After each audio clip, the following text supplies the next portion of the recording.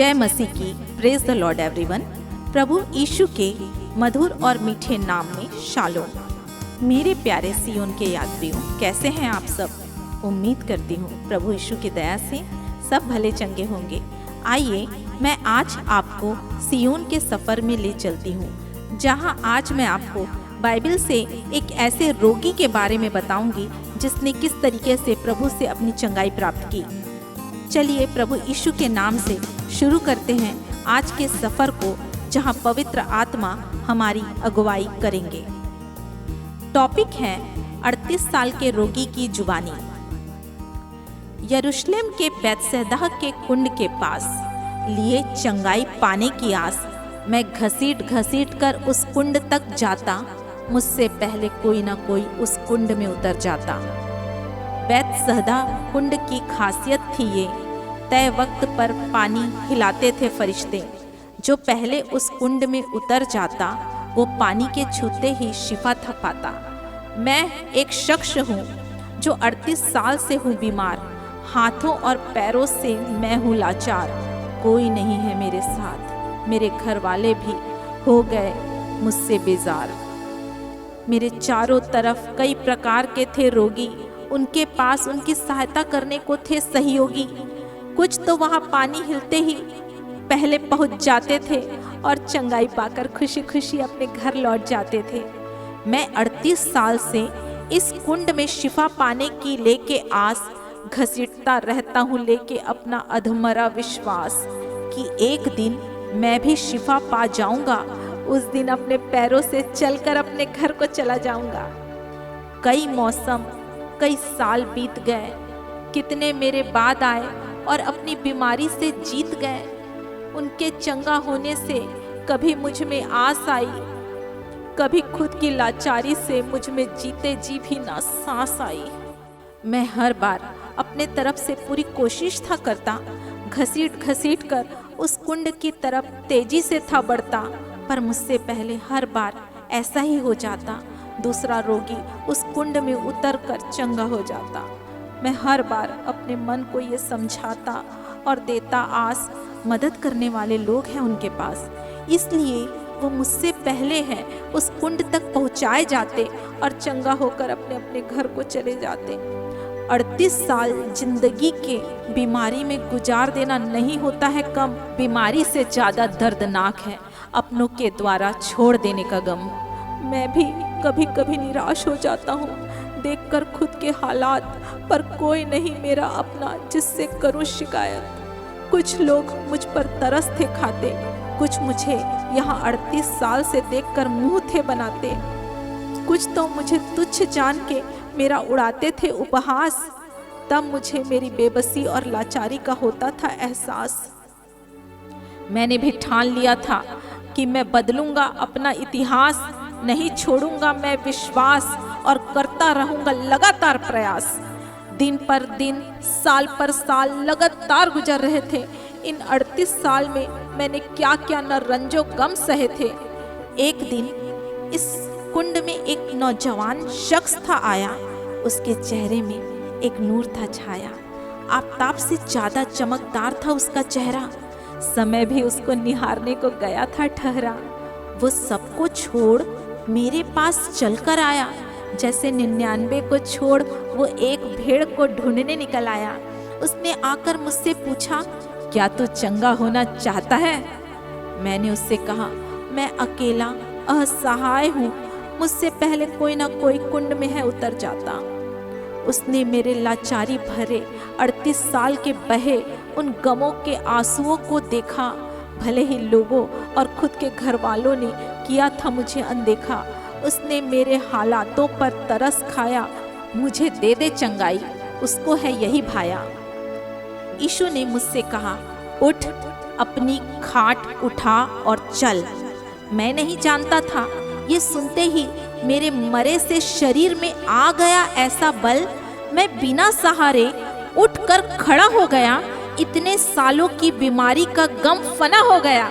मैं तुरंत चंगा होकर अपनी खाट उठाकर चलने फिरने लगा। आश्चर्यचकित लोगों की भीड़ और कुछ विरोधियों से घिरने लगा। मैं तो मारे खुशी के दीवाना हो गया था। वो शब्द का दिन था, यहूदियों की नाराजगी का बहाना हो गया था। उन्होंने आकर मुझसे यूं फरमाया, तूने शब्द के दिन अपनी खाट क्यों उठाया?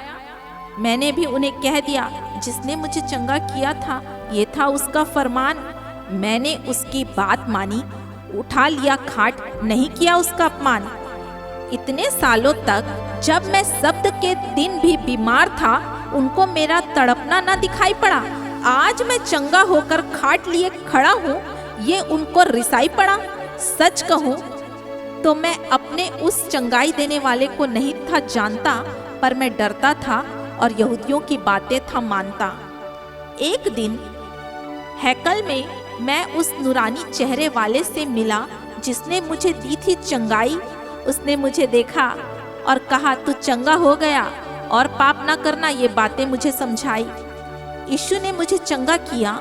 मैंने ये जाकर बात उन यहूदियों को बताई। शब्द के दिन यीशु देता है लोगों को रिहाई, ये बात उन्हें नहीं सुहाई। वे यीशु को और ज्यादा सताने लगे थे, क्योंकि यीशु खुदा को अपना पिता बताने लगे थे, परंतु सच अब उनसे नहीं हो रहा था सहन।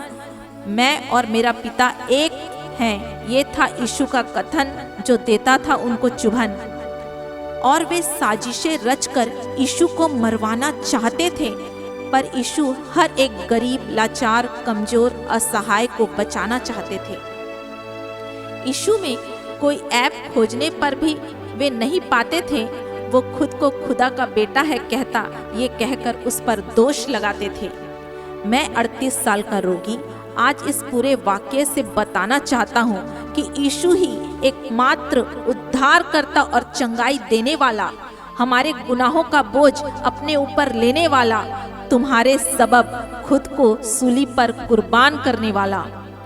आज अगर तुम भी हो तन्हा और बेसहारा, वो तुम्हारे पास भी आएगा बनकर सहारा, दे देगा तुम्हें भी पापों से छुटकारा।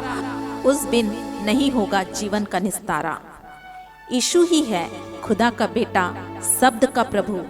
वो ही है जिसने बहाया हमारे लिए अपना लहू, देता है वो हर बीमारी से नजात। आ जाओ सलीब के पास और करो गुनाहों से पश्चाताप। उसने मुझे भी दे दी शिफा के साथ हिदायत, और पाप ना करना, नहीं तो अब नहीं मिलेगी रियायत। देख ले तू अब खुदा की इनायत, वरना आने वाली है वो बड़ी कयामत। जो करेगा अब उसकी खिलाफत, फिर वो खड़ा होगा उसकी अदालत।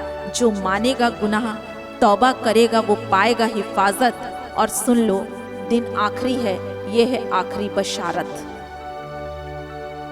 सच है प्रियो, ये सिर्फ एक 38 साल के रोगी की जुबानी नहीं है, ये आज हम सब व्यक्तियों की कहानी है कि हम सब चंगाई पाने के लिए इधर उधर भटक रहे हैं, परंतु हमें चंगाई देने वाला एकमात्र सच्चा जीवित यीशु है, जिसके पास हमें आना है और वो हमें हमारे हर एक प्रकार के रोगों से चंगाई देगा।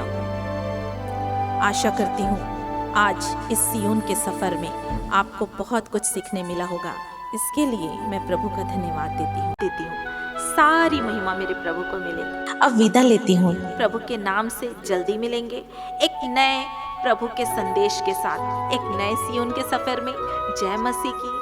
प्रभु की शांति जो समझ से परे है हम सबको मिलती रहे। जय मसीह की।